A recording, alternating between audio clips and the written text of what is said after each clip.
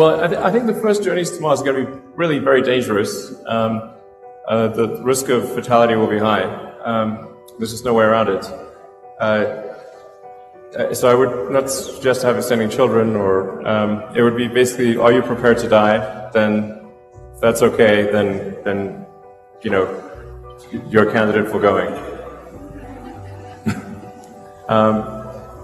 But really, this is less about, like, you know, who goes there first, or it's the thing that really matters is making a self-sustaining civilization on Mars as fast as possible. This is different from Apollo. This is, you know,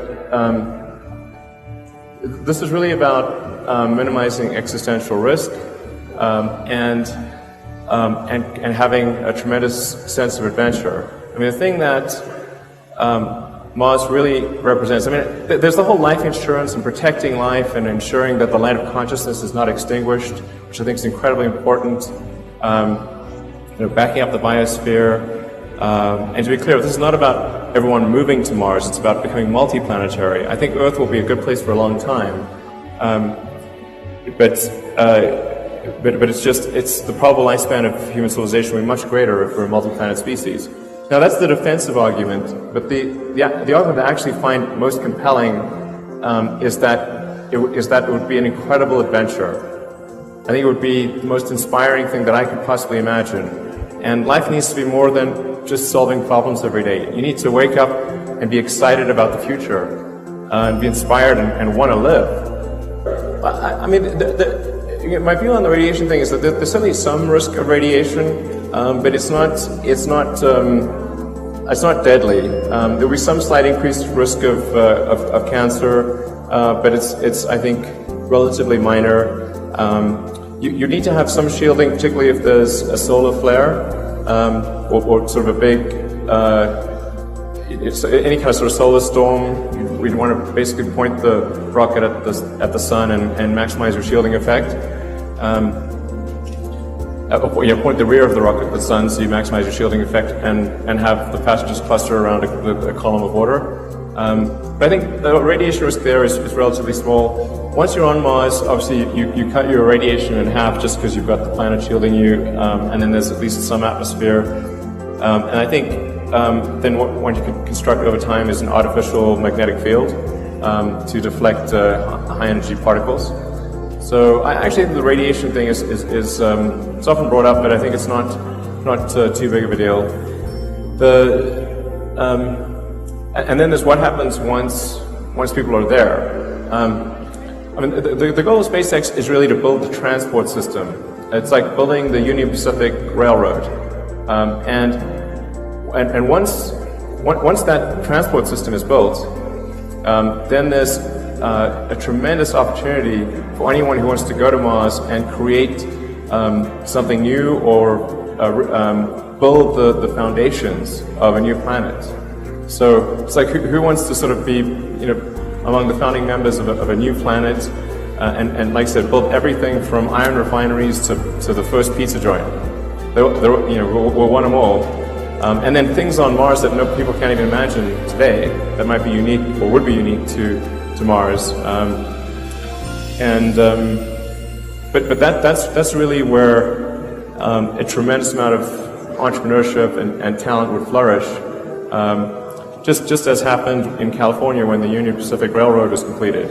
And when they were building the Union Pacific, a lot of people said, well, that's a super dumb idea because there's hardly anybody who lives in California.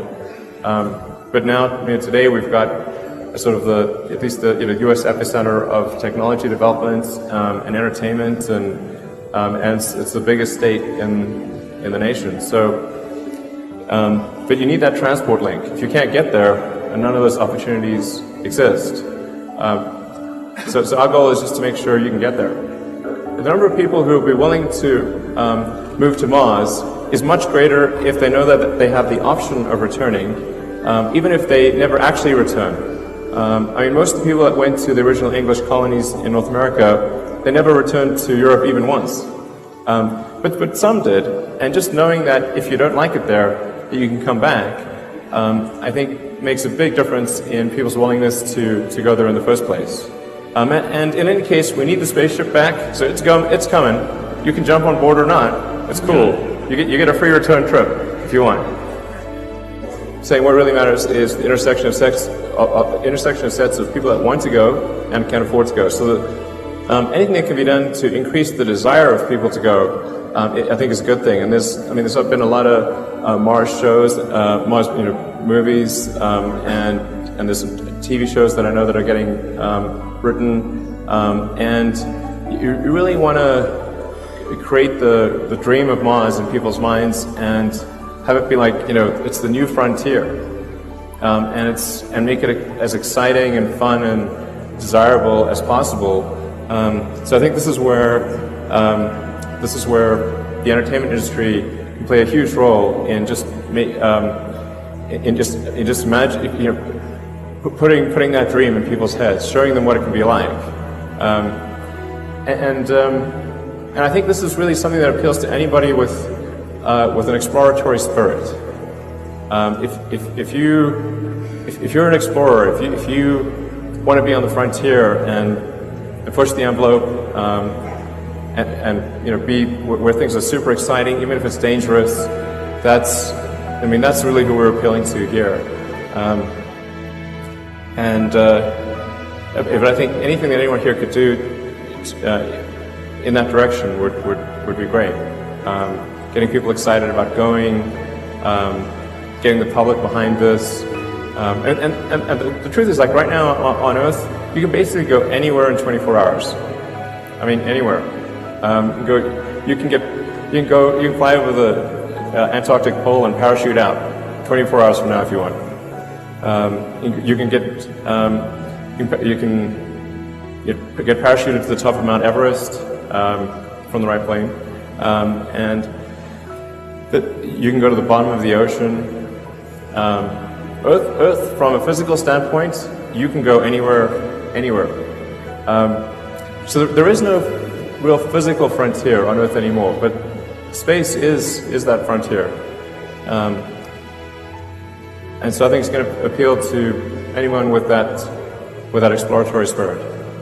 Well, right now the resources that are being put into the interplanetary transport system are pretty low. I mean, certainly well under 5% of the company, and then we're spending a few tens of millions of dollars on it right now. So it's relatively small. Then we'll gradually apply more and more resources to the interplanetary system. And so hopefully over time we'll be able to have most of our engineering team, well, we will, perhaps within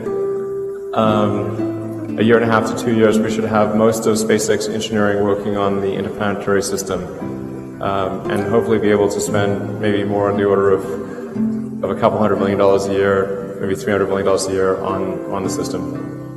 Still not a lot relative to the overall thing.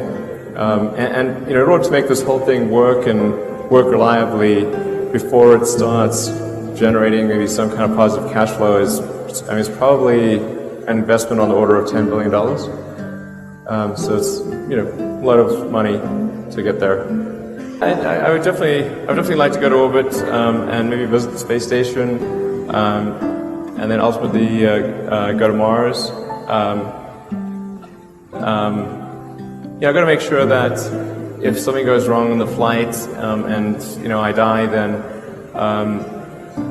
that there's a good succession plan, and that the mission of the company continues, and that it doesn't somehow get taken over by investors who just want to maximize the profit of the company and not go to Mars. That would be my biggest fear in that situation.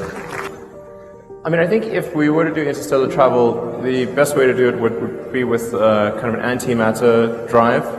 That would give you the best, obviously, mass efficiency. It's difficult to beat antimatter.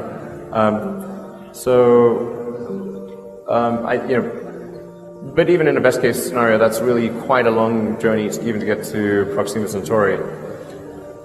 I think the key thing is to establish a base on Mars, and as soon as there's a base on Mars, then there's a very powerful forcing function for improving space transport technology. I mean, right now there just isn't that forcing function, because all we do is very local stuff in Earth orbit. So as soon as we've got a base on Mars, we can see even a base on the Moon, but certainly a base on Mars, that creates a very powerful forcing function for making space technology better and better every year, and that's ultimately what will lead us to interstellar travel. I think trying to do interstellar travel right off the bat would be very tricky. You know, sort of like if you're developing aircraft, you really want to first do the Wright Flyer, and then maybe get to a DC-3, and then a 707, and then a 747. But trying to build the 747 right off the bat would be a tall order.